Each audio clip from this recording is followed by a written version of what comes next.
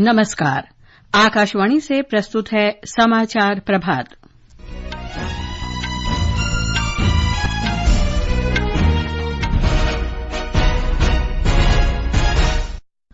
जम्मू कश्मीर और हरियाणा में विधानसभा चुनाव के लिए प्रचार जोरों पर। प्रधानमंत्री और भाजपा के वरिष्ठ नेता नरेंद्र मोदी जम्मू कश्मीर के डोडा और हरियाणा के कुरुक्षेत्र में रैलियां करेंगे।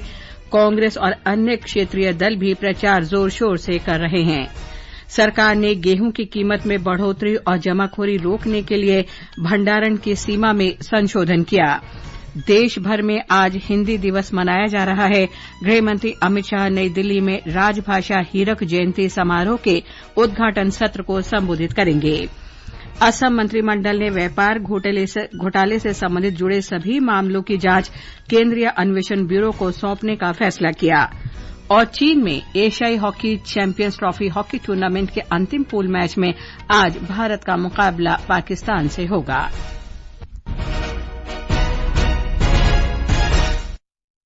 समाचार प्रभात के साथ मैं लवली निगम। जम्मू कश्मीर और हरियाणा में विधानसभा चुनाव के लिए प्रचार जोरों पर है। विभिन्न राजनीतिक दलों के नेता जोर शोर से प्रचार कर रहे हैं। जम्मू कश्मीर में पहले चरण में 24 विधानसभा क्षेत्रों में इस महीने की 18 तारीख को मतदान होगा। प्रधानमंत्री और वरिष्ठ भाजपा नेता नरेंद्र मोदी आज डोडा जिले में एक चुनावी रैली को संबोधित करेंगे।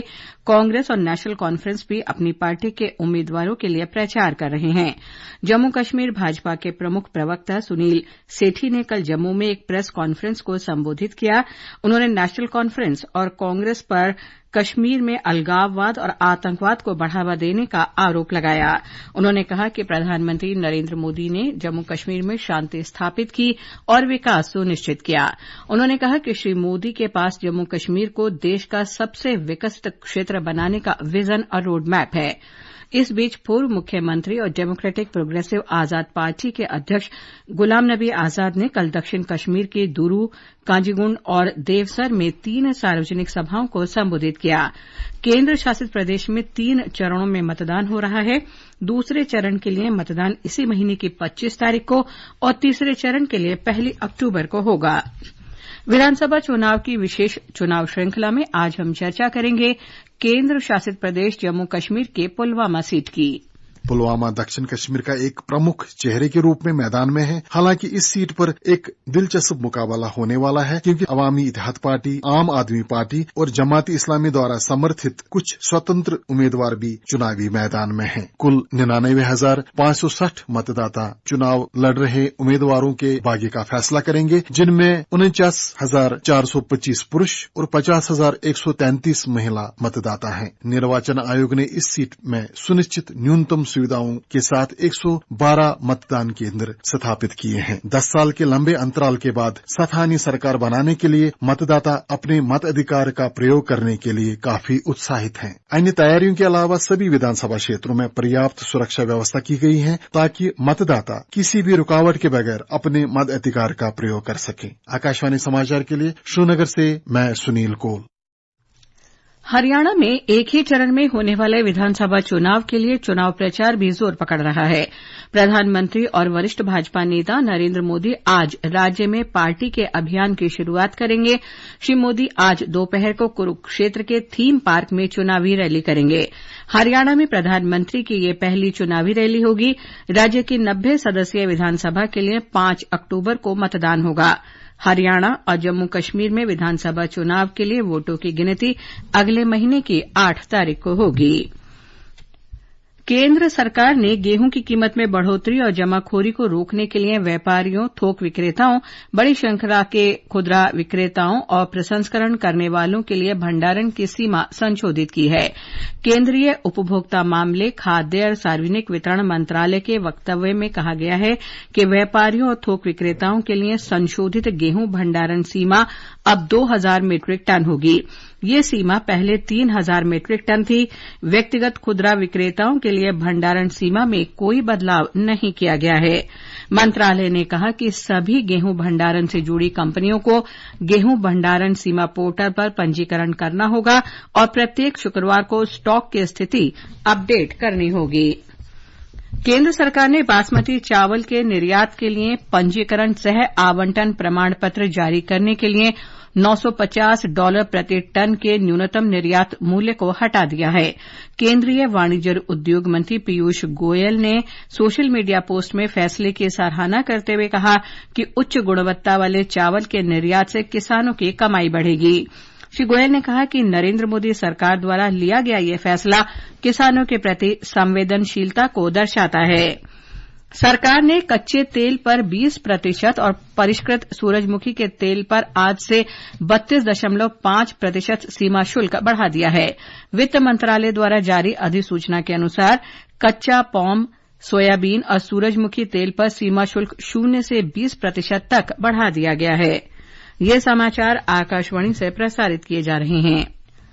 हिन्दी दिवस आज मनाया जा रहा है। 1949 में आज ही के दिन संविधान सभा ने देवनागरी लिपि में हिन्दी को देश की राजभाषा के रूप में स्वीकार किया था। एक रिपोर्ट।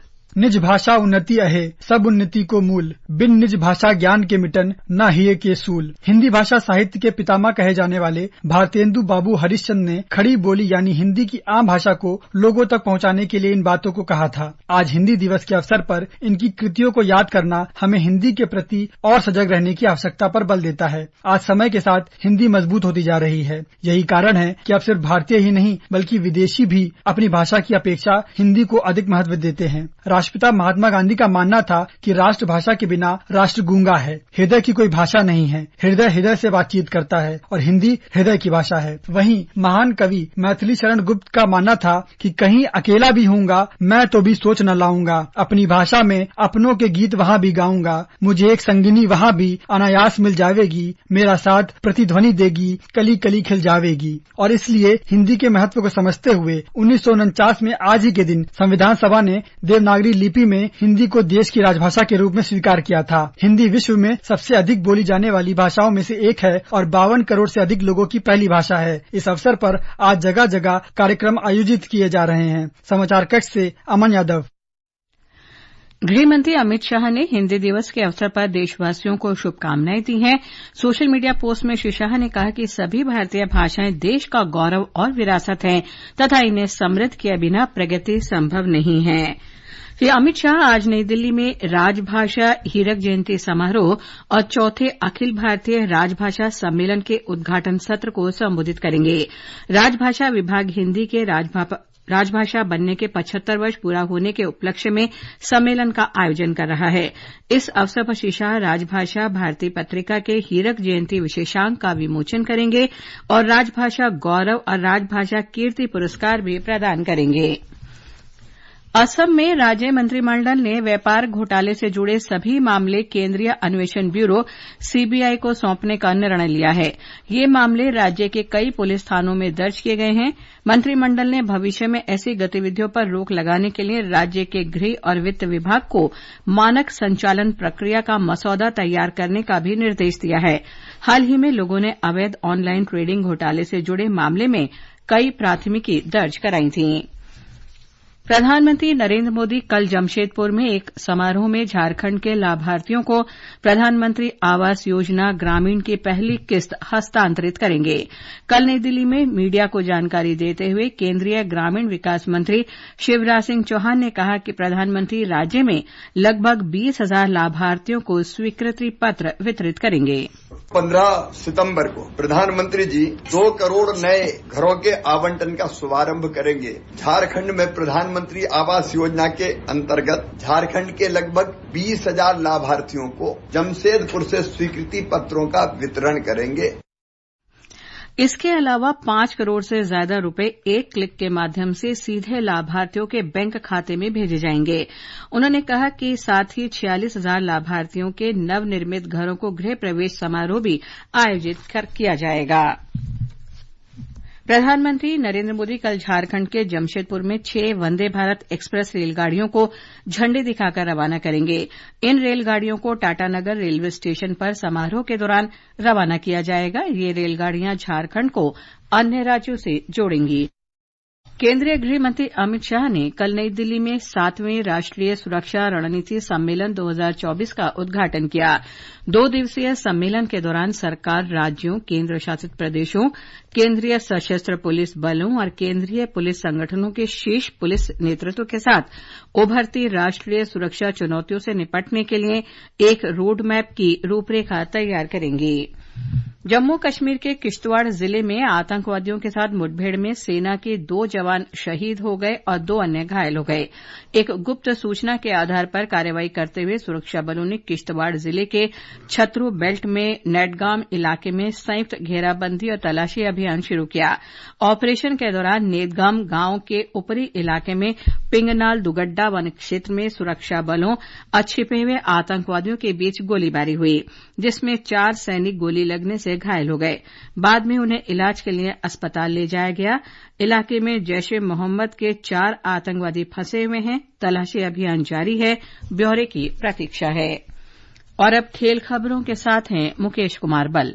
हॉकी एशियाई चैंपियंस ट्रॉफी टूर्नामेंट में भारत अपने 5वें और अंतिम पूल मैच में चिर प्रतिद्वंदी पाकिस्तान से भिड़ेगा। मैच भारतीय समयानुसार दोपहर 1:15 पर शुरू होगा। हरमनप्रीत सिंह की अगुवाई वाली भारतीय टीम अब तक टूर्नामेंट में अजेय रही है। भारतीय टीम वर्तमान में 12 अंकों के साथ अंक तालिका में शीर्ष पर है। उधर एथलेटिक्स में भारत के 2 बार के ओलंपिक पदक विजेता नीरज चोपड़ा आज देर रात बेल्जियम की राजधानी ब्रुसेल्स में डायमंड लीग फाइनल 2024 के भाला फेंक में प्रतिस्पर्धा करेंगे। ये मैच भारतीय समयानुसार 1:52 पर शुरू होगा। डायमंड लीग में नीरज का मजबूत ट्रैक रिकॉर्ड है। उन्होंने वर्ष 2022 में फाइनल जीता और 2023 में दूसरे स्थान पर रहे। 2024 में उन्होंने 2 मुकाबलों में 14 अंक अर्जित किए हैं और वे अंक तालिका में चौथे स्थान पर रहे। इस बीच Avinash Sable diamond league final में पुरुषों की 3000 मीटर स्टीपल चेज में 9वें स्थान पर रहे। मौसम विभाग ने बंगाल की खाड़ी के पूर्वोत्तर में बने दबाव के कारण पश्चिम बंगाल के गांगेय क्षेत्र, ओडिशा, बिहार, झारखंड और छत्तीसगढ़ में मूसलाधार वर्षा का अनुमान व्यक्त किया है। उत्तराखंड में भी आज बहुत तेज बारिश की संभावना है। विभाग ने अरुणाचल प्रदेश, असम, मेघालय, नागालैंड, मणिपुर और बिहार में अगले 2-3 दिन के दौरान बहुत तेज वर्षा का अनुमान व्यक्त किया है। इस बीच मौसम विभाग ने राष्ट्रीय राजधानी क्षेत्र दिल्ली में आज बादल छाये रहने और मध्यम वर्षा की संभावना व्यक्त की है। ये समाचार हमारी वेबसाइट www.newsonair.gov.in और हमारे न्यूज ऑन एआईआर ऐप पर भी उपलब्ध हैं। और अब आज के समाचार पत्रों की सुर्खियों के साथ हैं फरहत नाज। धन्यवाद लवलीन। आबकारी नीति घोटाले में दिल्ली के मुख्यमंत्री अरविंद केजरीवाल को कल सुप्रीम कोर्ट से सशर्त जमानत मिलने की खबर सभी अखबारों में है। दैनिक जागरण लिखता है, केजरीवाल सरकारी फाइल पर हस्ताक्षर नहीं करेंगे जब तक एलजी की मंजूरी लेने को ऐसा करना जरूरी न हो। पहले वंदे मेट्रो गुजरात के भुज और अहमदाबाद के बीच चलेगी। देशभर में दौड़ेंगी 3000 ट्रेन। राजस्थान पत्रिका की खबर है। पत्र ने इसे सुहाना सफर शीर्षक से देते हुए लिखा है कि प्रधानमंत्री सोमवार को हरी झंडी दिखाकर इसे रवाना करेंगे। राष्ट्रीय राजधानी में कल दिन भर हुई रुक रुक कर बारिश। अमर उजाला ने इसे सुर्खी दी है, मौसम ने ली अंगड़ाई, दिन में ही रात घिराई। उधर हिन्दुस्तान का कहना है, दिल्ली ने सबसे साफ हवा में सांस ली, आज भी तेज बारिश संभव। गैर घरेलू फर्नीचर को अब बनाना होगा फायर प्रूफ। राष्ट्रीय सहारा में है। पत्र के अनुसार जन सुरक्षा के लिए सरकार ने लिया फैसला, सार्वजनिक स्थानों पर फर्नीचर और साजो सामान के लिए बीआईएस मानदंड जरूरी। मंकी पॉक्स की पहली वैक्सीन को विश्व स्वास्थ्य संगठन की मिली मंजूरी शीर्षक से नवभारत टाइम्स ने संगठन के हवाले से लिखा है कि अफ्रीका और अन्य स्थानों पर इस बीमारी का मुकाबला करने की दिशा में महत्वपूर्ण कदम है। आज हिन्दी दिवस के अवसर पर राजस्थान पत्रिका ने पहले पन्ने पर खबर दी है, हिन्दी का बढ़ता सम्मान, रोजगार, शिक्षा और युवा पीढ़ी में बढ़ता प्रभाव। त्योहार के सीजन में मिलावट करने वालों की खैर नहीं। इस खबर को लगभग सभी अखबारों ने प्रमुखता दी है। और अंत में मुख्य समाचार एक बार फिर। जम्मू कश्मीर और हरियाणा में विधानसभा चुनाव के लिए प्रचार जोरों पर। प्रधानमंत्री और भाजपा के वरिष्ठ नेता नरेंद्र मोदी जम्मू कश्मीर के डोडा और हरियाणा के कुरुक्षेत्र में रैलियां करेंगे। कांग्रेस और अन्य क्षेत्रीय दल भी प्रचार जोर शोर से कर रहे हैं। सरकार ने गेहूं की कीमत में बढ़ोतरी और जमाखोरी रोकने के लिए भंडारण की सीमा में संशोधन किया। देशभर में आज हिन्दी दिवस मनाया जा रहा है। गृह मंत्री अमित शाह आज नई दिल्ली में राजभाषा हीरक जयंती समारोह के उद्घाटन सत्र को संबोधित करेंगे। असम मंत्रिमंडल ने व्यापार घोटाले से संबंधित जुड़े सभी मामलों की जांच केंद्रीय अन्वेषण ब्यूरो को सौंपने का फैसला किया। और चीन में एशियाई हॉकी चैंपियनशिप ट्रॉफी टूर्नामेंट के अंतिम पूल मैच में आज भारत का मुकाबला पाकिस्तान से होगा। इसके साथ ही समाचार प्रभात का अंक समाप्त हुआ। नमस्कार।